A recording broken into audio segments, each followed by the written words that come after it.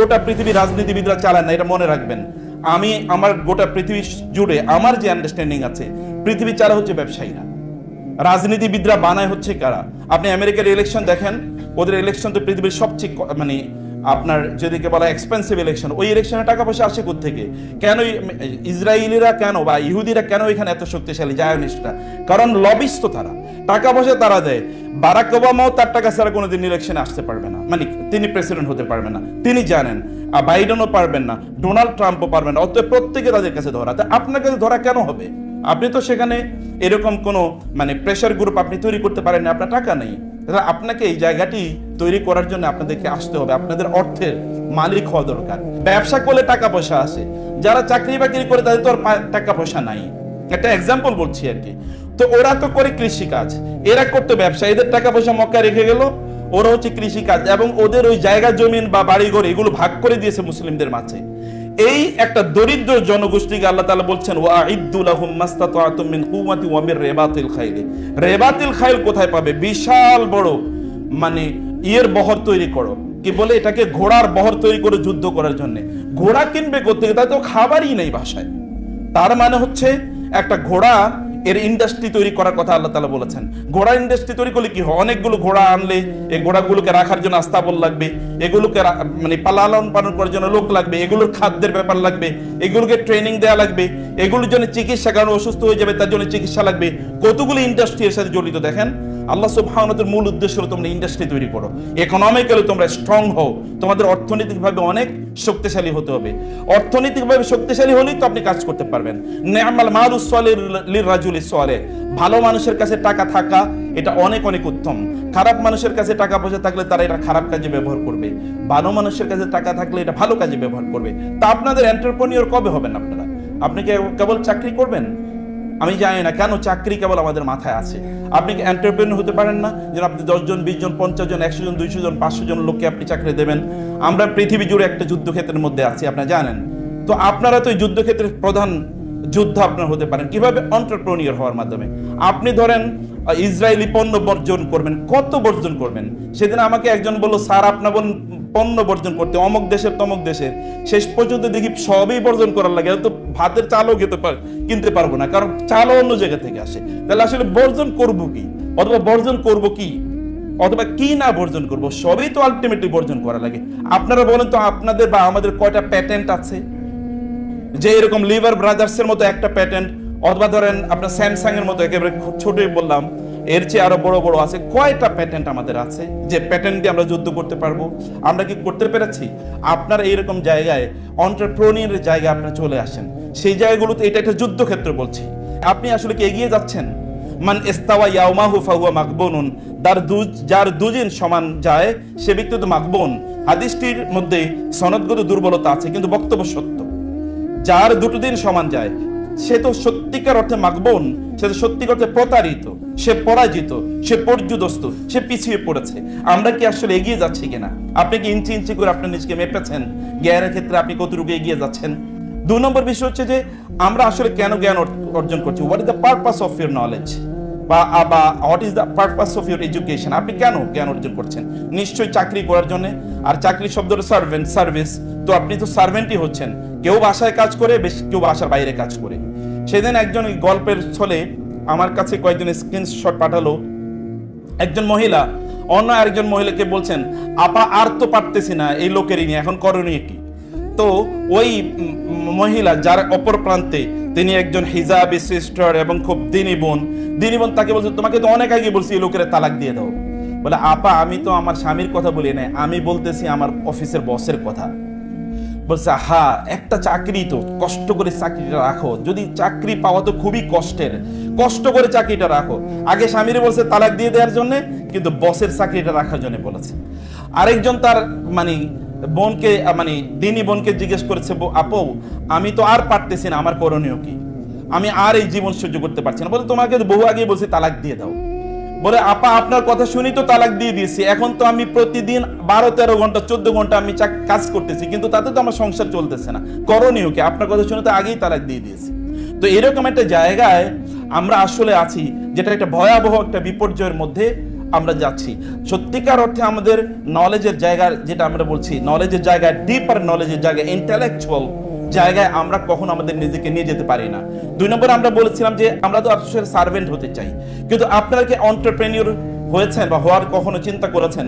কোরআনে যে আয়াতটি কথা আমি বলেছি, আপনার বাসায় যাবেন, আমি জানি না আয়াতটি কখনো আপনারা, আমি যেভাবে চিন্তা করেছি এভাবে আপনারা কখনো চিন্তা করেছেন? কেন চিন্তা করার কথা না, কারণ প্রত্যেকের একটা নিজস্ব তাদাব্বুর থাকে। সূরাতুল আনফালে 60তম আয়াত আমি বলবো, আপনার বাসায় গিয়ে পড়বেন। আল্লাহ সুবহানাহু ওয়া তাআলা সাহাবায়ে কেরামদেরকে বললেন, ওয়া আইদ্দু লাহুম মাসতাতা'তুম মিন কুওয়াতিন ওয়া মির রিবাতিল খাইল তুরহিবুনা বিহি আদুওয়াল্লাহি ওয়া আদুওয়াকুম। দেখুন আল্লাহ সুবহানাহু ওয়া তাআলা বললেন এমন সাহাবীদেরকে যারা মক্কা থেকে মদিনা হিজরত করে গিয়েছে, কোনো টাকা পয়সা নিয়ে যেতে পারে নাই। মদিনার সাহাবীরা তো এমনি তারা কৃষক, অতএব তাদের বাণিজ্য নাই। মক্কার লোকদের বাণিজ্য আছে, তাদের টাকা পয়সা আছে। ব্যবসা না করলে তো টাকা পয়সা পাওয়া যাবে না। যেমন বাদশার ভাইয়ের ধরেন 1000 কোটি টাকা আছে। এখন আমাদের পড়াশোনা হয়তো বা বাদশার ভাইয়ের চেয়ে একটু বেশি, ধরেন অথবা প্রফেসর আমাদের জুবায়ের এহসানের পয়সা হয়তো বা আমার চেয়ে বেশি, কিন্তু জুবায়ের এহসানের হয়তো বা ওই যে যেটাকে বাংলাদেশে বলে নুন আনতে পান্তা পুরায়, কিন্তু হয়তো বা আমাদের বাসার বের কয়েক হাজার কোটি টাকা ব্যাংকে পড়ে আছে।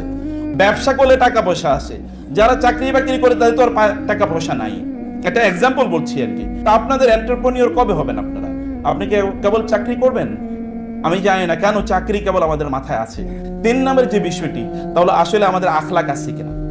বাসার ভাইও বলবে এবং অনেক ব্যবসায়ী আমাকে ব্যক্তিগতভাবে বলেছে, মুসলমানদের সাথে ব্যবসা করা মানে হচ্ছে এই ব্যবসায় কোনোদিন আপনি ইয়ে করতে পারবেন না, মানে কমিটমেন্ট কোনোদিন আপনি ঠিক পাবেন না। যদি ধরেন আপনি কোনোভাবে ইরানের সাথে ব্যবসা করেন, সৌদি আরবের সাথে ব্যবসা করেন, অথবা আরব দেশের সাথে ব্যবসা করেন, তাইলে আপনার পণ্য আগামীকাল দেওয়ার কথা, হয়তো বা 6 মাস পরে বলবে আচ্ছা ঠিক আছে পাঠাচ্ছি। আর আপনি যদি অন্যদের সাথে, এমনকি চাইনিজদের সাথে ব্যবসা করলো, যদি বলে আগামীকাল পাঠাবে, তাহলে আগামীকালের আগে হয়তো বা তারা পাঠিয়ে দিচ্ছে। মানে ডিলিং এর ক্ষেত্রে তারা এই জায়গায়। কিন্তু আমরা কি জায়গায় আছি? চরিত্র বলতে আমাদের কি আছে বলেন তো? চরিত্র বলতে একটা মুখ ছাড়ার কোনো কিছুই নাই আমাদের। অতএব চরিত্র, আপনি একটা স্ট্রং চরিত্র মেনটেন করেন না। রাসূলুল্লাহ সাল্লাল্লাহু আলাইহি ওয়াসাল্লাম নবী হওয়ার আগে তো তিনি as-সাদিক এবং আল-আমিন ছিলেন। আপনার বৈশিষ্ট্য কি? মানে আপনাকে কিভাবে আইডেন্টিফাই করা যাবে এই লোকটা এরকম? আপনার আইডেন্টিফিকেশন একটা জায়গাটা স্ট্রেংথের কথা বললেন তো, কিমাতুল মারই মা ইউহসিন, ব্যক্তির যাই থাকে একটা যোগ্যতা যদি থাকে যেটা খুব এক্সট্রা অর্ডিনারিলি, এটি তাকে মর্যাদাবান করে দেবে। একজন ক্রিকেট প্লেয়ার তো 3 আঙ্গুল দিয়ে মানে খেলেন, অথবা বাম হাত দিয়ে বা ডান হাত দিয়ে তিনি ব্যাট করেন, অথবা একজন কেবল ডান পা দিয়ে তিনি অথবা বাম পা দিয়ে তিনি ফুটবল খেলেন, এতটুকুই তো। কিন্তু এই লোকগুলোর গোটা দুনিয়া জুড়ে তাদের কি আছে? মর্যাদা আছে। আমাদের বাংলাদেশের পরিস্থিতি হলো আপনারা এই কাজটা করবেন। আমরা লেবার শ্রেণী তৈরি করার জন্য একাডেমিক এরিনা নয়, একাডেমিয়াটাকে তৈরি করা হচ্ছে লেবার তৈরি করার জন্য। লেবার তৈরি করলে দুটো সুবিধা, মানে ফেরাউন যে কাজটি করেছিল, ইন্না ফিরআউনা আলা ফিল আরদি ওয়া জাআলা আহলাহা শিয়াআন ইস্তাদঈফু তা'iফাতাম মিনহুম ইউযাব্বিহু আবনাহুম ওয়া ইস্তাহয়ী নিসাআহুম। আল্লাহ সুবহানাহু বলেছেন ফেরাউনের একটা পলিসি ছিল, তা হলো মানুষকে কৃতদাস বানিয়ে রাখবে, আনএডুকেটেড রাখবে। আনএডুকেটেড রাখলে তো আর আপনি কোনোদিন প্রটেস্ট করবেন না। আর আপনি ধরেন আরব বিশ্বে যাবেন, ওইখানে লেবার হিসেবে কাজ করবেন, ওইখানে তো আবার একটা ধরেন এমন একটা সিস্টেম আছে যে কারো বিরুদ্ধে কোনো কথাবার্তা বলা যায় না। আবার আপনি ফিরে আসবেন, কোনো কথাবার্তা নাই, কোনো প্রতিবাদ নাই, খাওয়া দাওয়া ফুর্তি করো, দুনিয়াটা মস্ত বড়, এরকম টাইপের একটা জীবন যাপন করাতে আপনাকে অভ্যস্ত করার জন্য একটা জিনিস চলছে। তো আপনারা কি সেটাতে অভ্যস্ত হবেন, নাকি আপনাদেরকে অন্য একটা জায়গায় আপনাদের নিয়ে যাওয়া দরকার? আপনাদের স্কিল ডেভেলপ করা দরকার, এই মাধ্যমে আপনাকে মানুষ চিনবে, বা আপনার একটা যোগ্যতা ডেভেলপ করা দরকার, এই মাধ্যমে মানুষ চিনবে। এটা আখলাকি, অথবা যদি আমরা বলি এটা মানে আপনার প্রফেশনাল কোন একটা স্কিল, যেটাই হোক না কোনো একটা জায়গায় একটা এক্সেলেন্স অর্জন করেন, যেটা আপনি আনপ্যারালাল, অথবা আপনি বলতে পারেন আমি এই জায়গাটা সত্যি করতে এক্সেলেন্ট, এরকম একটা জায়গা তৈরি করা দরকার। তোমাদের বক্তৃতা একটি, এবং নবী রাসূলুল্লাহ কিন্তু সবচেয়ে সুন্দর বক্তৃতা দিতে পারতেন, ইন্না মিনাল বায়ানি লা সিহরা। এছাড়াও আপনি দেখবেন যে দাউদ আলাইহিস সালামের অনেকগুলো বৈশিষ্ট্য কোরআনে আল্লাহ তাআলা বলেছেন, তার মধ্যে ওয়া আতাইনাহু হুকমাহু ওয়া ফাসলাল খিতাব। ফাসলাল খিতাব মানে হচ্ছে তিনি এত ডিস্টিংক্টলি কথা বলতে পারতেন যে তার অডিয়েন্স প্রত্যেকটা শব্দ শুনতে পেত। শুধু তাই না, ওয়া হাশারনা লাহু তায়রা কুল্লুন লাহু আওয়াব। আপনি দেখবেন যে পাখিগুলো তিনি যখন তাওরাত মানে জবুর পড়তেন, পাখিগুলো এরকম ঝাঁক ধরে থাকতো, মানে এবং ওয়াল জিবালা ইউসাব্বিহনা মাআহু, পাহাড়গুলো তার সাথে তাসবিহ পড়তো। কি অসাধারণ কথাবার্তা তিনি বলতেন এইরকম। অথবা আপনি যদি মুসা আলাইহিস সালামের কথা দেখেন, তাহলে বলবে যে ফেরাউন বলতে তো ওয়ালা ইয়াকাদু ইউবিন, তিনি তো ঠিকমতো কথাই বলতে পারেন না, তিনি কি দাওয়াতি কাজ করবেন? এবং তিনি বললেন যে আল্লাহ তাআলাকে বললেন ও আখি হারুন হুয়া আফসাহু মিন্নি লিসানান, আল্লাহ আমার ভাই হারুন আমার চেয়ে অনেক ভালো করে কথা বলতে পারে, তাকে আপনি আমার সাথী বানিয়ে দেন। কথা সুন্দর করে বলতে পারা, ডিস্টিংক্টলি বলতে পারা। যেমন আমাদের শরীফ বাইজিদ ভাই বলেই গিয়েছেন যে সাউন্ড পলিউশন আমারও কিছু একটা হতে পারে, কারণ আমি একটু সাধারণত সবাই একটু জোরে কথাবার্তা বলি বা একটু দ্রুত কথাবার্তা বলি। এটা কিছু কিছু মানুষের কিছু ডিস্টিংশন আছে, আমি এটা দ্বারাই পরিচিত হতে চাই, সমস্যা নাই। তো তারপরে যদি এটা নেগেটিভ একটা গুণ আমি মনে করি, আপনারা একটা জায়গায় ভালো হন, আপনি খুব সুন্দর করে কথা বলেন, মার্টিন লুথার কিং এর মতো কথা বলেন না, অথবা রাসূলের বিদা হজের ভাষণটা একবার চিন্তা করে দেখুন তো, তিনি কত চমৎকার করে তার কথাগুলো বলতেন। এই জায়গায় কোনো একটা জায়গায় এক্সেলেন্স অর্জন করার জন্য আমি আপনাদেরকে বলবো যে আমি যে তিনটে জিনিসের কথা আপনাদেরকে দৃষ্টি আকর্ষণ করেছি, আর তাআল্লুম, জ্ঞান অর্জন করা। 2 নম্বর হচ্ছে আপনাকে এন্টারপ্রেনিউরের যে জায়গায় আপনাকে চলে আসা, এবং আখলাকের যে কোনো জায়গায় আপনি এটা ফিজিক্যাল অথবা ধরেন মোরাল, যে কোনো একটা জায়গায় একটা এক্সেলেন্সের জায়গায় আপনি চলে আসেন ইনশাআল্লাহ। আশা করি একজন মানুষই একটা বিশাল পরিবর্তন আনতে পারে। আপনাকে দেখে দেখে যেন অন্যরা চেনে, আপনাকে দেখে দেখে যেন অন্যরা বুঝে, আপনাকে দেখে দেখে যেন অন্যরা অনুপ্রাণিত হয়। রোজ একাডেমির নিশ্চয় পারপাসও তাই। এবং আমি দোয়া করি আল্লাহ সুবহানাহু ওয়া তাআলার কাছে, আল্লাহ সুবহানাহু ওয়া তাআলা এই প্রতিষ্ঠানটিকে কবুল করে নিন, এবং যে উদ্দেশ্যে এবং যে চেহারাগুলো আমি এখানে দেখছি, I know many of you and I know that you can do anything ইনশাআল্লাহ, উই ক্যান ওভারকাম ইনশাআল্লাহ, উই শ্যাল ওভারকাম ইনশাআল্লাহ। আমরা করতেই পারবো। আমাদের সেই দক্ষতা, যোগ্যতা আল্লাহ তাআলা তো দিয়েছেন। এছাড়াও তো কুনতুম খায়রা উম্মাতিন উখরিজাত লিন-নাস, আল্লাহ তাআলার পক্ষ থেকে ডিক্লারেশন তো আছেই যে আপনাদেরকে মানুষের জন্য তৈরি করা হয়েছে। অতএব you have this natural capacity given to you by Allah সুবহানাহু ওয়া তাআলা। এটা ইন্ট্রিনসিক্যালি দেয়ার আর উইথ ইউ, ইন্ট্রিনসিক্যালি আপনাদের সাথে আছে। আপনারা চাইলেই কেবল এটাকে ব্যবহার করতে পারেন।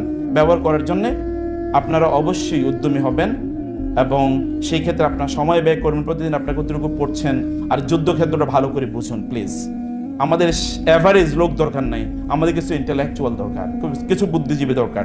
বাংলাদেশের প্রেক্ষাপটেও বুদ্ধিভিত্তিকভাবে অন্যদেরকে ডিফেন্ড করার মতো কতজন লোক আছে, আপনারা হয়তোবা আমার চেয়ে বেশি জানেন, কিন্তু আমি খুব কম লোক দেখি আর কি, যারা বুদ্ধিভিত্তিকভাবে অন্য জায়গায় ইসলামকে ডিফেন্ড করতে পারবে, বা অন্য জায়গায় ইমোশনালি তো বহুত কথাবার্তা বলা যায়, কিন্তু বুদ্ধিভিত্তিকভাবে ডিফেন্ড করার মতো কতজন মানুষ আছে।